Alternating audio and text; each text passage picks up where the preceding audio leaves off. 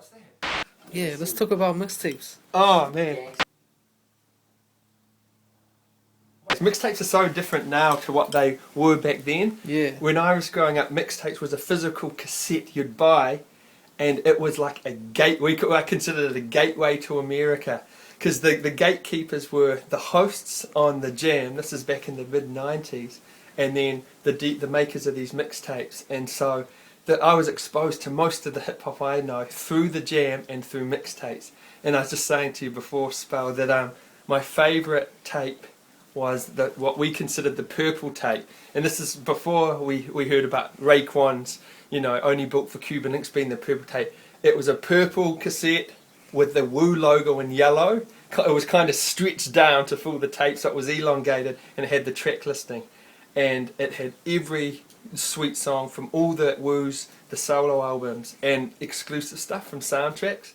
Like they had a song on High School High and a few others. And I used to thrash that tape, and then later on I realised it was made by DJ Raw. And I'm hoping to get... He told me he recorded it to DAT, and he said if I go round and get him in the right mood, he'll give me the DAT and I can record it and relive the dreams. But he made other mixtapes, like he made the Butter mixtapes, which was like mellow R&B stuff and mellow hip-hop. Like I remember one had Juicy on it from B.I.G. And then the other tapes I was into... And if anyone out there has these tapes, I know Reese actually has a few. They were the hardcore scratch tapes. So they were made by Q-Bert and D-Styles, and some had A-Track on them. And they had real goofy names and goofy covers. Like there was Underarms of Fun, there was Hot Sauce in the Dick Hole, there was Q-Bert's Preschool Breaks Mix, which was more B-boy style. So these were all the tapes I grew up on. And the funny thing about them is, what I heard on those tapes, that was like my education of what's good, what music is good. And so without knowing it, probably for the first few years of record digging, I was trying to piece together all the components that made up those tapes. Like I wanted my own copy of all the songs. And the other guy who really inspired me was Mixmaster Mike. He had real scatterbrain mixes. Like he had this one called Neck Thrust 1 and Rescue 911 or something. And it would be like 5 seconds of different things, like from a movie. Godzilla attacks, and then another different thing, like from Star Wars. You'd love them, man. Yeah, because you think that maybe all these early tapes that you had, these sort of influence, like your style of putting your mixtapes together. Man, Mixmaster Mike was the one in terms of... Because before I had Turntables, I made pause tapes as well. Yeah. Where you get your favourite tapes on one side, and then you'd have the double cassette deck. You'd put the source material here, you'd play the bit you wanted, you'd take pause off, record it. And so, listening back, I've still got some of them. Oh man, this is getting me into it. This is what made me want to be a DJ. This is what happened. I tried graffiti, tried b-boying, even tried rapping. And, everyone would laugh. But when I made pause tapes, I once gave one to a friend. And then he gave it back and was like, you know what? My big brother, he dubbed that mixtape. And so I made a mixtape and one guy wanted to dub it.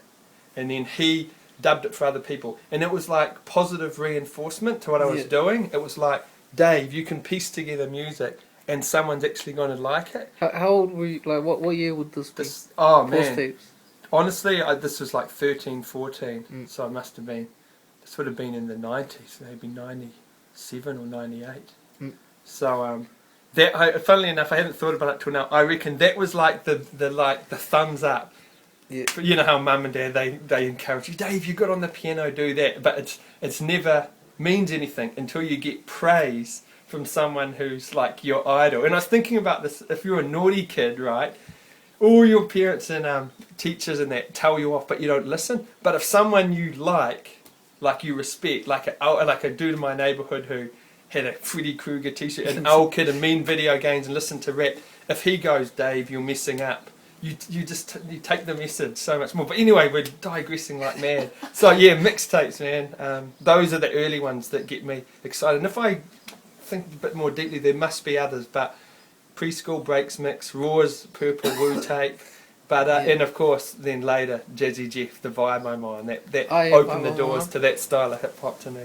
like Yeah. Sean J. Period production and Yeah. Mos Def, and then from that early Raucous and then Yeah, Yeah, the it sound all- bombing came out. yeah, but yes, of yeah, course, yeah. Soundbombing just opened the gateway. Yeah, word. Yeah, it's kind of it's cool talking to you because you come, because you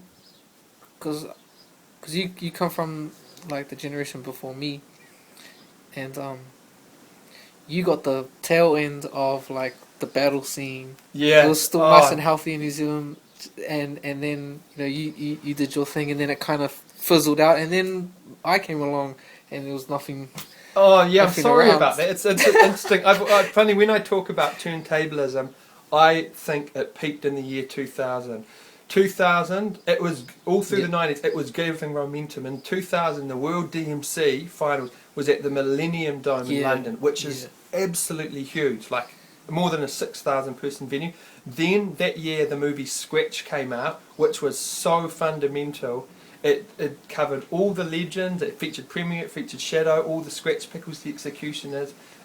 I was into it then, but that was the movie that made me go, this is not my hobby, this is my life. Yeah, same for me. Yeah, I saw it at the movies. And also that year was ScratchCon 2000, which was in LA or San Francisco. It was the Scratch convention, and they brought everyone through from throughout the world. And that never kind of had the impact it should have, but it was a seminar of all the great minds in turntablism, and they kind of laid down the history and a blueprint and a way forward. But then for some reason, just trends moving, ever since then, the World Champions has been in smaller and smaller venues. The Yeah. attendance has dropped, and I don't know. Some people, not me, but some people would argue it was because of the internet and Serato and MP3s, and Yeah, I focus more on party rocking than raw skills. yeah, I'm glad it happened. When I go back to the old tapes, I appreciate it all on a musical standpoint and a technical standpoint, but it's not like emotive music for non-heads of it. So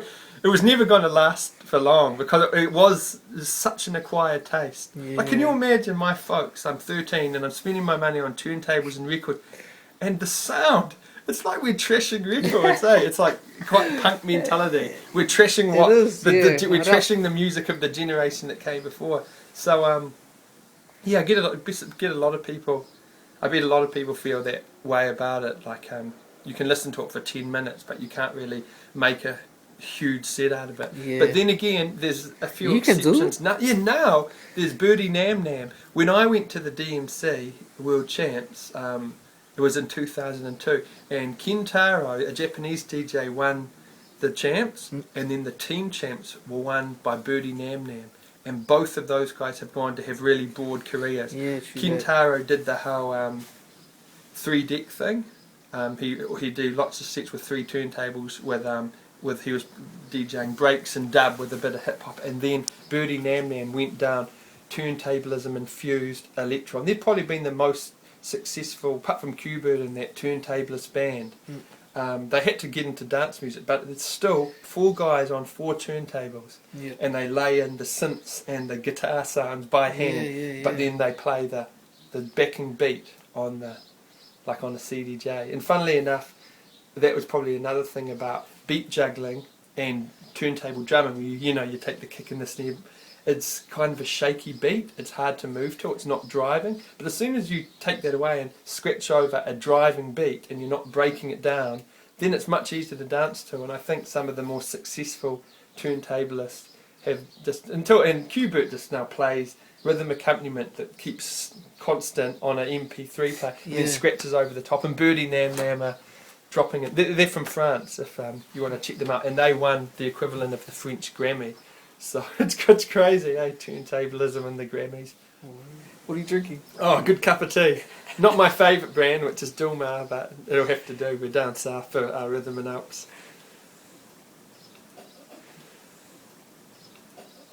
Yeah.